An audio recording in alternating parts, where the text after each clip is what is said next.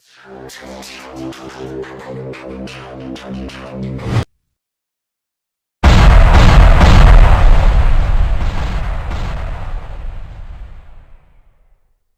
day sa inyong lahat.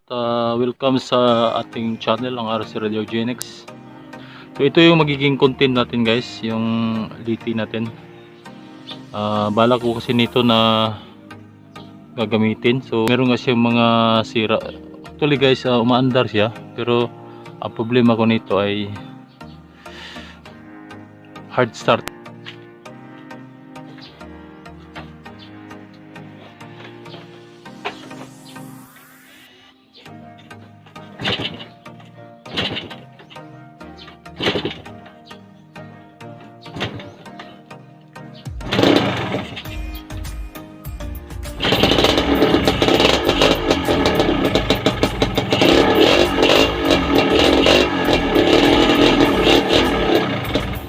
Umaandar siya pero matay siya kung hindi mo siya takpan yung pinaka-carburetor niya, yung air intake. Kung makikita mo yan, tatakpan mo natin siya tapos i-kick natin saka siya andar. Papakita ko muna sa inyo.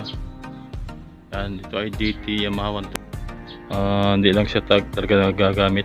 Gagawin ko siya guys na bali, hindi naman siya talaga full restoration. Yung paganahin natin siya yung talagang matino siyang magamit, dahil gagamitin natin siya guys na pan-trails. Magiging content natin dito guys. Meron naman siyang kuryente, malakas kuryente niya, compression meron. Yung carburetor na to guys ay napalitan ko na. Nabili ko sa mga nagpa-parts out. So ito yung mga nabili kong parts sa kanya.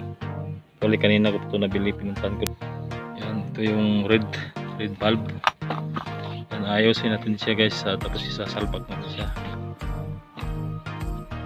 Ito yung hindi siya ganong importante kasi meron naman nakasalpak dito. Silang sira na yung lagayan na ng guys, shifter lever, tawag ba to? Ito yung shaft nya, yung pagka nagkakambyo ka. Ito yung kickstarter, shafting pa rin. Yung nakalagay dito na ito sa loob ay putol na spring na. So ito yung nabili natin, isasalpak natin to. At saka last, ito yung stator. Bali wala na yung ano nito guys, wala na yung starting coil. So bali ang gagamitin natin dito ay ito. So ito kasi guys, para magkaroon tayo ng spare parts. So sa ngayon guys, yung balak ko nito ay paandarin ko lang siya, i-condition para semi restoration, na hindi sasakit yung ulo natin pag ginagamit. Yan, subukan natin siyang tingnan dito sa valve, itong one way valve niya, red valve na matagpuan mo lang sa 2-stroke. Ito yung itsura niya guys. Yan, ito troubleshoot natin siya guys para malalaman natin kung ano. Malakas naman yung kuryente na, yung compression niya okay naman. So carburetor, hindi lang tayo sigurado nito kasi nung napapaandar ko to, maganda naman yung bigay na minor niya. Babaklasin natin tong red valve, titingnan natin kung anong problema, baka may sira. Sa mga hindi pa nakapag-subscribe, so mag-subscribe kayo guys para masubaybay nyo yung ating mga DIY. Sakit sa ulo to kasi sa tuwing umaga pag pinapandar ko siya guys ay talagang nakailang sipa pa ako, hindi pa siya umandar. Hanggang nabali na lang yung pinaka-kickstart niya guys.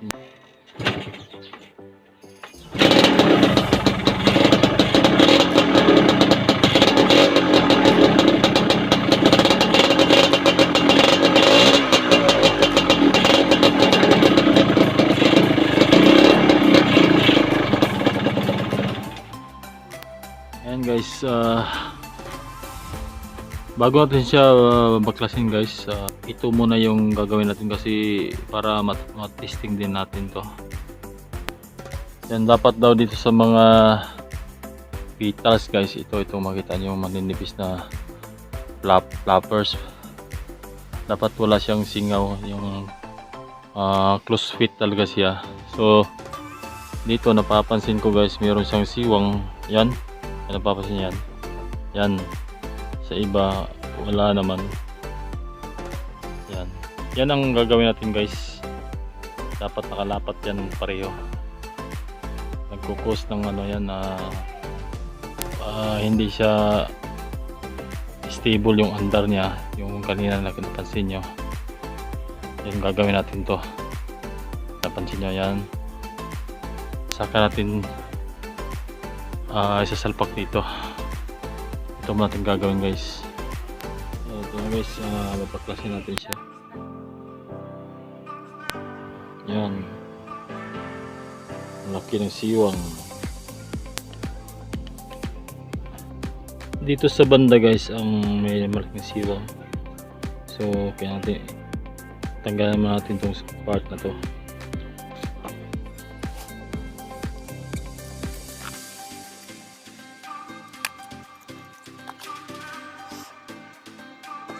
Tingnan natin kung alam pa siya. Ito yung pitas guys.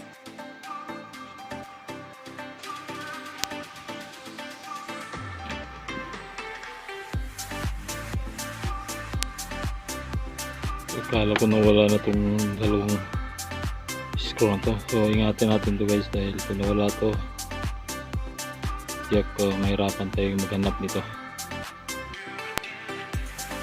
Pangalawa, wala tayong makabibili nito siguro. Kung meron man, so bali set na ganito. Kaya nga tayo namili ng mga parts out guys, para makatipid tayo. Yan.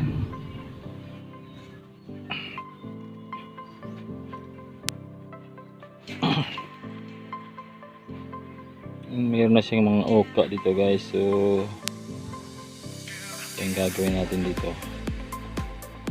So yan, mayroon na siyang oka para mag-fit lang to. Yan.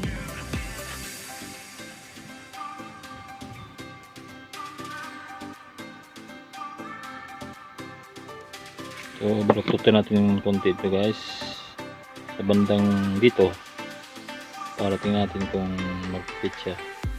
Huwag dito sa gitna. Yan, tingnan natin ha.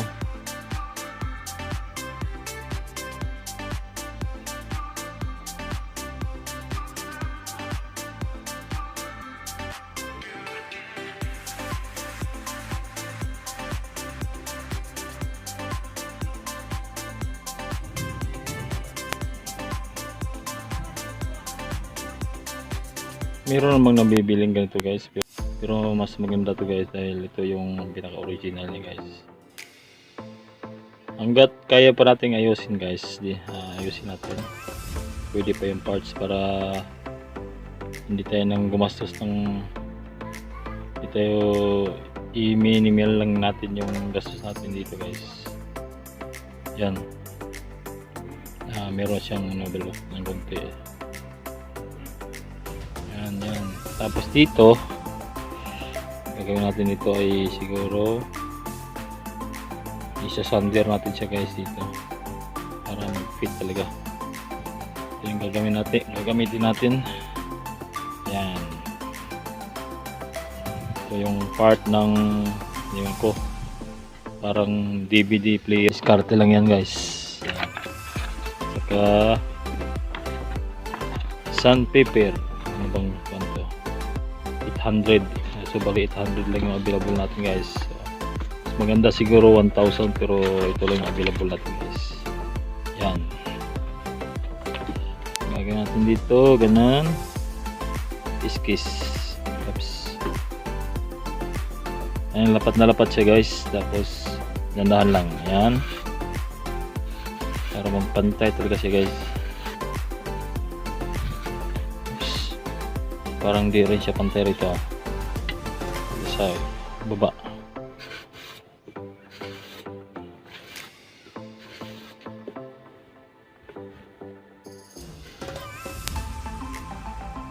Yan, mukhang Kaya ulitin natin guys hanggang kailangan nating gawin to guys para makakatipid.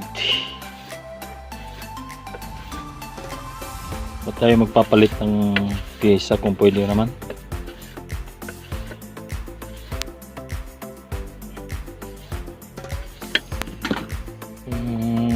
Mas maganda magpalit guys yung talagang original na, kasi yung mga aftermarket siguro marketing strategy sabi nila maganda, nakakalakas daw ng ano, naka-improve ng power, pero tingin ko parehas lang guys kasi ang function nito guys ay one way valve yan. Dito sa bandang carburetor, pasok hangin dito, vacuum through, so open close nito siya guys, so papasok dito, so walang lumalabas na air fuel mixture dito, kailangan close fit talaga siya guys.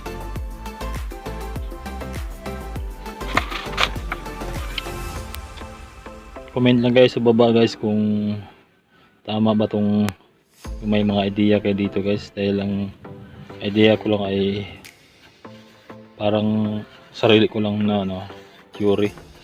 Actually mayroon naman ako napapanood na ganito, kasi konting-konting sira tapos palitan mo agad. Yan, okay lang yan pag marami tayong budget guys.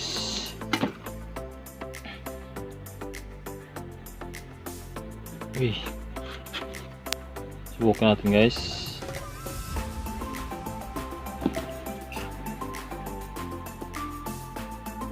Umuulan dito sa pwesto ko.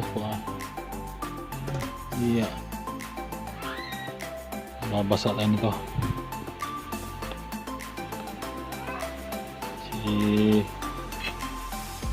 Salpak mo natin ito guys. Tingnan natin kung magana ba yung ating ano, ating paraan. Umuulan.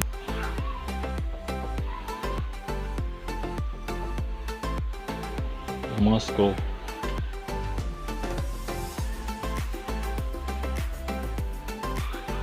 So bye kayo dito sa channel ko guys, dahil puro DIY yung gagawin natin dito. Pwede kayo mag-subscribe para susubaybayan nyo pa yung mga natin, yung mga gagawin pa natin guys, mga DIY. Hit like and subscribe, at saka pindutin nyo na rin yung notification bell guys para magiging updated kayo sa mga in-upload natin. Hindi man tayo nakapag-upload ng maramihan guys, regular, dahil busy naman tayo sa trabaho, pero abot ng makakain natin guys, gagawa tayo ng mga video ganito, mga DIY, although halo-halo to guys. Huwag mo natin higpitan masyado, i-align mo natin siya. Yan.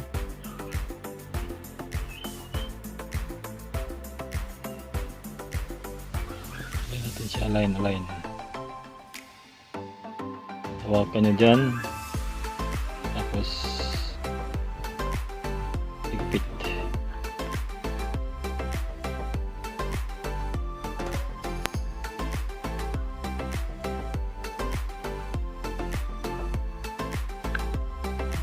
Tingnan natin guys kung effective yung ginagawa natin. Hindi pa kasi yung aking ano, screwdriver. So tingnan natin guys kung meron pa siyang ano, siwang.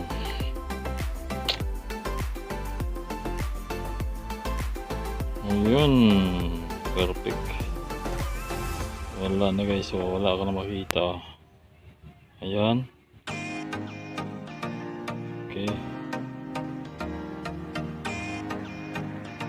Papansin nyo guys, wala na siyang siwang na.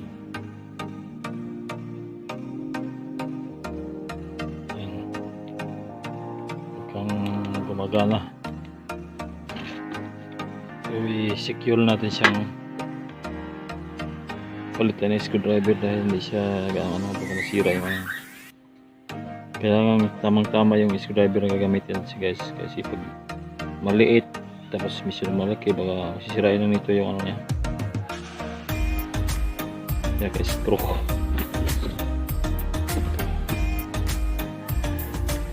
Talagang fit na fit talaga. Yan. Oops. Fit, tamang higpit. Oops.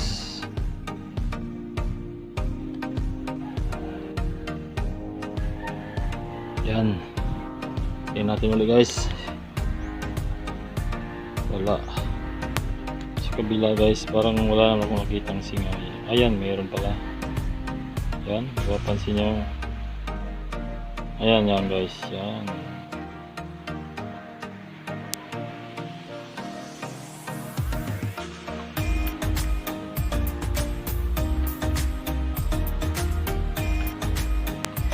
Sa side na to guys ay yan. Yung side na to ay meron siyang singaw rito. Banayad na open. Close. So, dito sa kabila tapos sa tayo dito guys. So ito yung gagawin natin ulit. So the same procedure guys. Tanggalin natin ulit ito. Gamit tayo ng tamang screwdriver para hindi masira yung. Hindi na tayo magpapalit ng pisa guys. I-ignore natin yung mga advertise ng mga nagbibenta. Marketing strategy para kuminta. Okay sa mga maraming budget guys. So sa tingin ko parehas lang din ang function. Hindi ko sinasabing huwag kayong bumili. Kasi masaya tayo dyan sa bawat desisyon natin. So yung mamili, may pera kayo, okay lang. Kasi yung sa kailigan ng mga ganitong guys, bumibili ka ng mga bagong gamit. Kasi parang bisyo yan eh. Pag hindi mo napigilin yung bisyo mo, ayun, mapapagastos ka.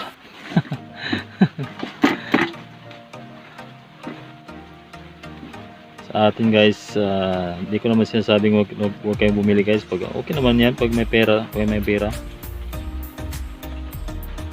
mga katulad kung walang budget, is dito. Pero mas gusto ko pa rin yung original ganito guys. Ang akin lang dito, tumino tong kisa na to, yung motor na DT na gagamitin ko dahil matagal na tong natambay. So gusto ko siya paganahin guys. Gusto ko siyang gamitin pang trail. Ayan. So same procedure. Natin siya guys. Ibibenta natin siyang kunti. Yan, ganito lang pagbent niyan. Yan, ito yung kung saan siya lumalapat yan. Dito natin siya bent. Hawakan niyo lang yung dito banda. Tapos wag yung ganyan. Ganyan guys. So magbibent tayo. Dito tayo hawak. So di na natin to para dito lang siya magbibend. Yan, so bandang dito. Wag dito kasi dito lalapat yung natin. Yung sa valve natin. Kailangan close fit guys. Yan. Kunti lang, wag yung napaka yan.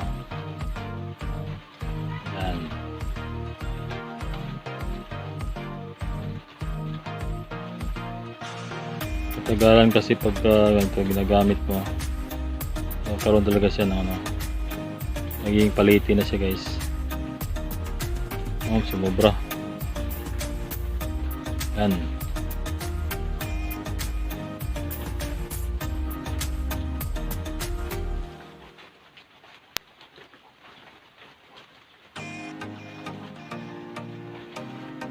Yan, tama na guys para tapos same procedure.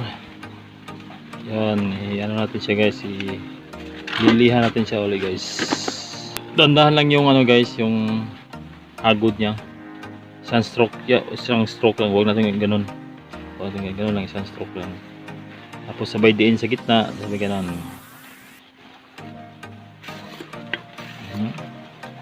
Kailangan flat din to Huwag kayong gumamit ng hindi flat. Yan. Oops. Yan. Yan. Yan, kita nyo? Ganun lang guys, ganun. Oops.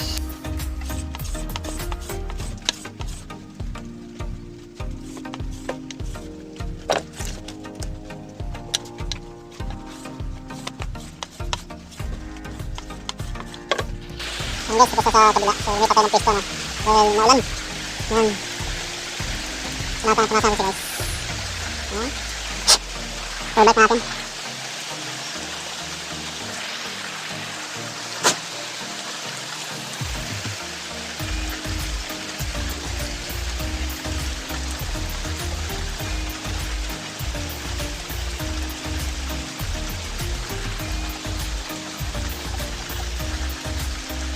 Simple siguro. Higpit, tama higpit lang. Tapos susimple natin guys. Yan.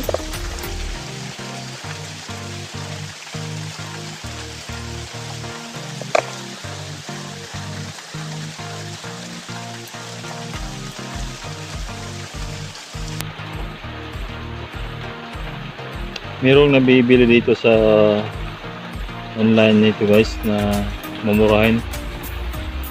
Iwan ko na kung, pero hindi siya talaga katulad nito dahil ito ay stock. Ibig sabihin ito yung original niya. So higpitan lang natin tong 4 bolts na to. Maganda sana kung meron tayong panlagay dito, yung Loctite o thread lock ng tawagan nila, para baka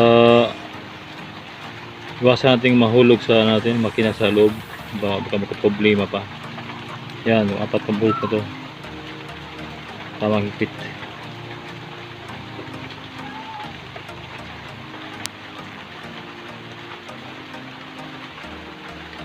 Tuloy tayo guys. Yan, ito yung red bulb natin guys, yung nabili natin.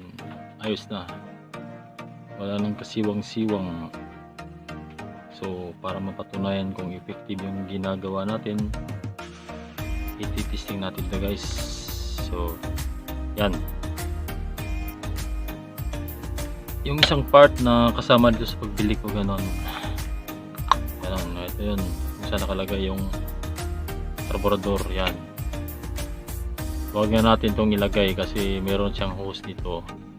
Intact pa naman yung hose ko dito. Tanggalin natin guys. Ito lang yung valve na ilagay natin. Yan, para subukan. So testing natin siya guys. So ngayon tabi muna natin to. So ganon, tatanggalin natin to guys. Unahin natin yung carburetor. Ito yung input ng oil. May mix kasi na guys, galing dito papasok sa ating makina. Ito yung mag-feed. Ang pinakadulo nito sa baba guys ay yan.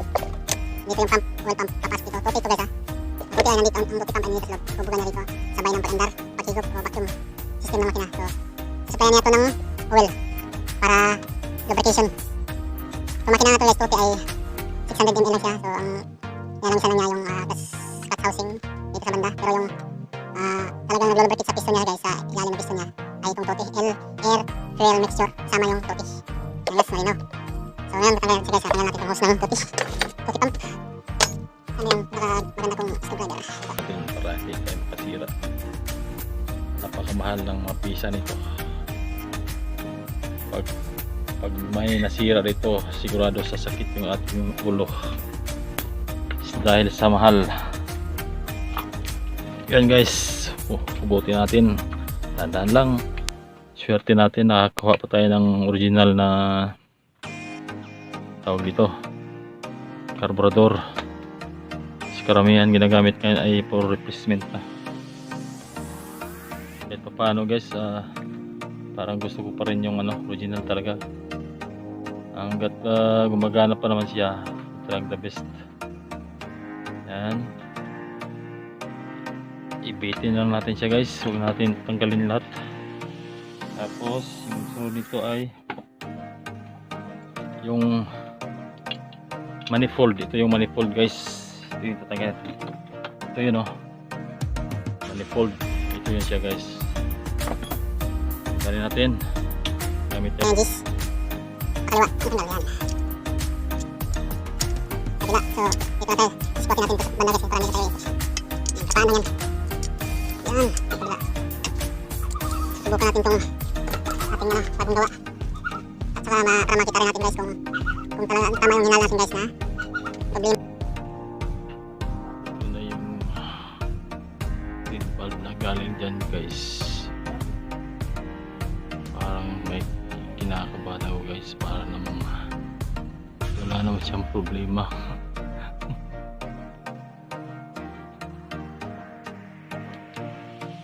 Kamali yata tayo sa ating hinala. Yan. Para namang walang singaw, di ko lang isa guys. Yan.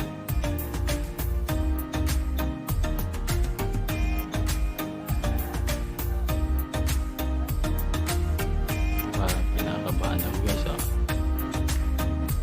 pero di ba kabit pa rin natin kasi nag-ikot na tayo dito guys. Ikabit natin. Wala nang atrasan to guys, so gawa na natin to, so kailangan natin siyang testing guys.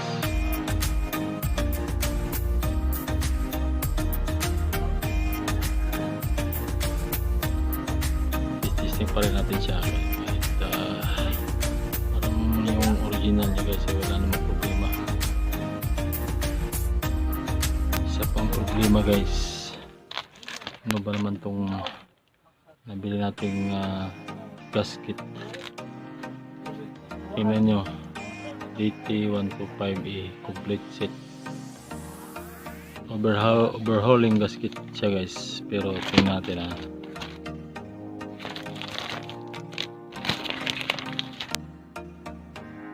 ito guys yung gasket na para dito.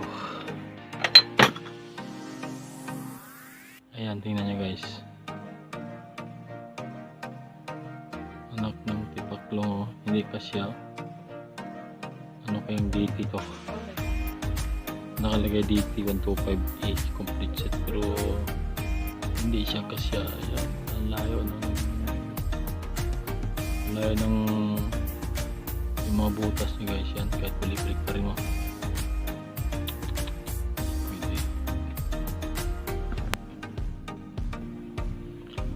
So,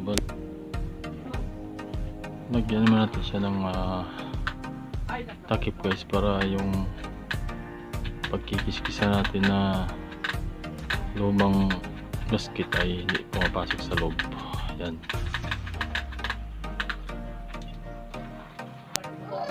Yan guys, na natanggalan natin yung lumang gasket. So itong kakabit natin ay meron pa siyang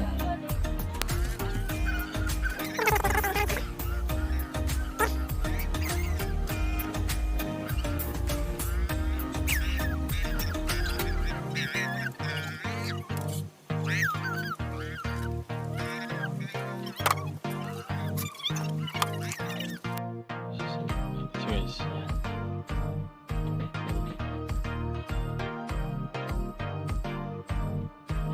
Kabilaan nito guys, nilagay ko naman siya ng meter para sigurado walang singaw. Tingnan natin yung luma. Napansin ko rito guys na although pag sinisilip mo siya wala siyang singaw,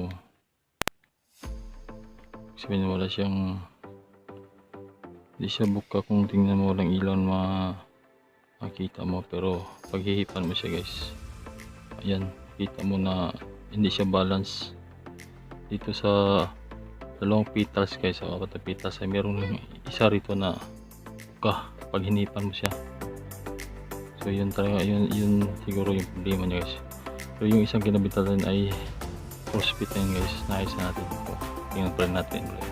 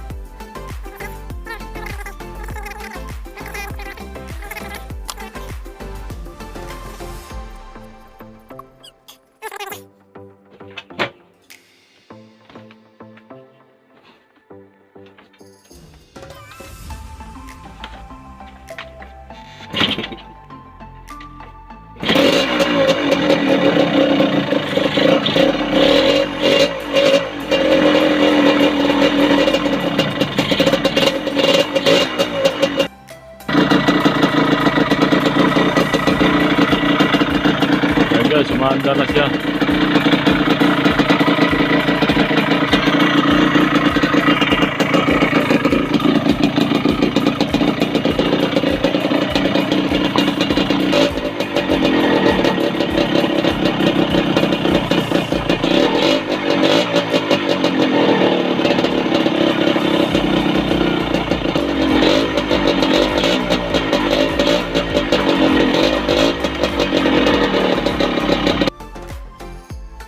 Naikabit na natin yung red valve. So ito ngayon, no, titesting na natin siya, kung titesting na natin guys.